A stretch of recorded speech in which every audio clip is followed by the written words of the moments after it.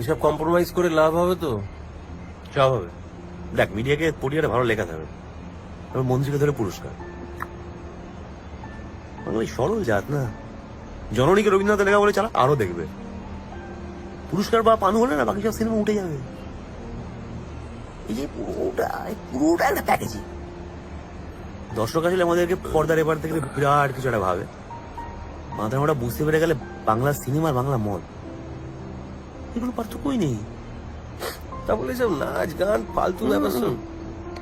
ওটা তুই বল যে গণিত কোরিওগ্রাফি করেছিস, ঠিক আছে?